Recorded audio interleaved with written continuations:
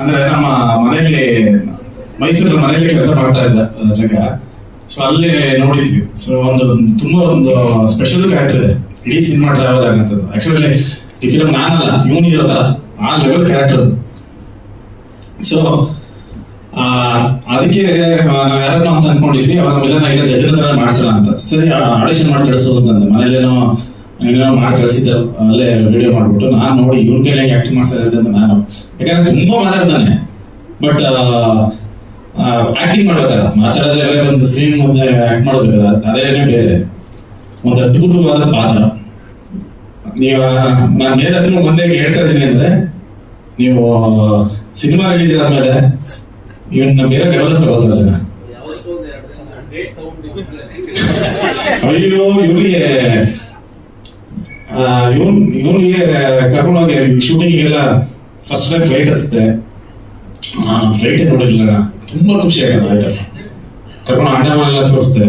ಅಣ್ಣ ಇಷ್ಟೆಲ್ಲ ಚೆನ್ನಾಗಿದೆ ಅಣ್ಣ, ನನ್ ಲೈಫಲ್ಲಿ ನೋಡಿದ್ರಿ ಮರೆಯಲ್ಲ. ಆಯ್ತಲ್ಲ, ಅದಾದ್ಮೇಲೆ ಕರ್ಕೊಂಡು ರಾಜಸ್ಥಾನ ಕರ್ಕೊಂಡೋದೆ, ಜೈಪುರ್ ಕರ್ಕೊಂಡೋದೆ, ಗುಜರಾತ್ ಅಲ್ಲಿ ಎಲ್ಲ ಕಡೆ ಶೂಟಿಂಗ್ ಮಾಡ್ತಾ ಇದ್ದೀವಿ. ಅಂದ್ರೆ ನಮ್ ಕೆಲಸ ಮಾಡಿ ಕರ್ಕೊಂಡು ಹೋಗ್ತಿದ್ದೆ ಅಷ್ಟೇ. ಏನಿಲ್ಲ, ಶೂಟಿಂಗ್ ಕರ್ಕೊಂಡು ತೋರಿಸ್ತಿದ್ದ ಎಲ್ಲ ತೋರಿಸ್ತಿದ್ದೆ. ನನಗೆ ಕಾಶಿ ಹೇಳ್ತಿದ್ದ ಏನ್ ಕರ್ಕೊಂಡೋದೆ, ಇಲ್ಲಿಂದ ಒಂದು ನಂದು 2-3 ವರ್ಷ ಅಲ್ಲಿ ಹೋಗಿ ಶೂಟ್ ಮಾಡೋಣ ಅಂತ.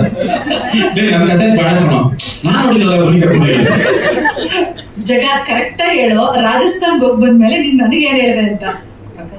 ರಾಜಸ್ಥಾನ್ ಹೋಗಿ ಬಂದ್ರಲ್ಲ ನೀವು, ಅವಾಗ ಅದ್ ಹೋಗ್ ಬಂದಂಗೆ ಏನ್ ಹೇಳಿದೆ? ನನ್ಗೆ ಅಲ್ಲಿ ಹೋಗಿದ್ ಬಂದ್ಮೇಲೆ ಊಟ ತಿಂಡಿ ಎಲ್ಲ ತುಂಬಾ ವ್ಯತ್ಯಾಸ ಆಗೋಯ್ತು. ಊಟನೇ ಇಲ್ಲ, ಬರೀ ರೊಟ್ಟಿ, ಅನ್ನ ಇಲ್ಲ, ಬಾಸುಮತಿ ಅಕ್ಕಿ ಎಲ್ಲ. ನಾನು ಊಟನೇ ಆಯ್ತಾ ಊಟ ಮಾಡಕ್ಕೆ ಬರೀ ರೊಟ್ಟಿ. ಇಲ್ಲಿಗೆ ಬಂದ ತಕ್ಷಣ ಬೆಂಗಳೂರು ಬೆಳಗ್ಗೆ ಎದ್ದು ಒಂದ್ ದೊಡ್ಡ ಗ್ಲಾಸ ಟೀ ಕಾಯ್ಸ್ಕೊ ಕುಡ್ಕೊಂಡು ಅಕ್ಕ ನನಗೆ ಸಮಾಧಾನ ಆಯ್ತು, ನಾನು ಹೊರಡ್ತೀನಿ ಊರಿಗೆ ಅಂದ್ಬಿಟ್ಟು ಹೊರಟ್ಬಿಟ್ಟೆ. ಆದ್ರೂ ರಾಜಸ್ಥಾನದ್ದೆಲ್ಲ ನನ್ಗೆ ಇವರೆಲ್ಲ ತೋರಿಸಿದ್ರು. ಅದನ್ನ ಮೊಬೈಲ್ ವಿಡಿಯೋಗಳೆಲ್ಲ ಇಟ್ಕೊಂಡಿದ್ದೀನಿ. ಯಾವಾಗಲೂ ನೋಡ್ಕೊಂಡು ನಾಪ್ಸ್ಕೊತಾ ಇರ್ತೀನಿ. ಇನ್ನೊಂದ್ಸರಿ ಯಾವಾಗಲೂ ಅವ್ರಿಗೆ ಹೋಗ್ಬೇಕಲ್ಲ, ಕೆಲ್ಸಕ್ಕೆ ಅಂತ ಹೋಗಿದ್ದು, ಕೆಲಸ ಮುಗಿಸ್ಕೊಂಡು ಬಂದ್ವಿ. ಯಾವಾಗಾದ್ರೂ ಇರೋದನ್ನ ಇದ್ದು ಬರಕ್ ಹೋಗ್ಬೇಕಲ್ಲ. ಯಾಕೆ ನಾವು ಹಳ್ಳಿಯವರು, ಹಳ್ಳಿಲಿ ನಮ್ ಜೀವನ ಎಲ್ಲ ಕಳೆದೋಯ್ತು ಅನ್ಕೊಂಡಿದ್ದೆ. ಅದನ್ನ ಕೃಷ್ಣ ಸರ್ ಕಳೆದೋಗಲ್ಲ, ನೀವು ಇನ್ನು ಮುಂದೆ ಹೋಗ್ಬೋದು ಅಂತ ತೋರಿಸಿದ್ದಾರೆ. ಅವಾಗ ನಾನು ಯಾವತ್ತೂ ಮರೆಯಲ್ಲ. ನನಗೆ ಹೇಳಿದ ಏನಂದ್ರೆ, ಅಲ್ಲಿ ಟೀ ಸಿಗ್ಲಿಲ್ಲ ನನ್ನ ಜೀವನದಲ್ಲಿ ಹೋಗಲ್ಲ ಅಂತ. ಟೀ ಸಿಗಲ್ಲ.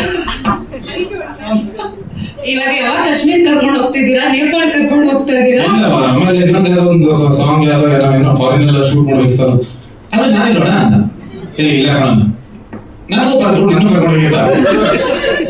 ಮೊದ್ಲೇ ನಮ್ಗೆ ದಿಲೀಪ್ ಸರ್, ಶಶಾಂಕ್ ಸರ್ ಹೇಳಿದಂಗೆ ನಾನು ತುಂಬಾ ಇಂಟೆಲಿಜೆಂಟ್ ಆಗಿ ಸಿನಿಮಾ ಮಾಡೋದು, ಸುಮ್ಮನೆ ಎಲ್ಲ ಕರ್ಕೊಂಡು ಹೋಗಲ್ಲ. ನೆಕ್ಸ್ಟ್ ನೀವು ಮಾಡಿದಾಗ ಸರ್ ಲೊಕೇಶನ್ ಇದನ್ನ ಆಯ್ಕೆ ಮಾಡ್ಕೊಳ್ಳಿ ಅಲ್ವಾ?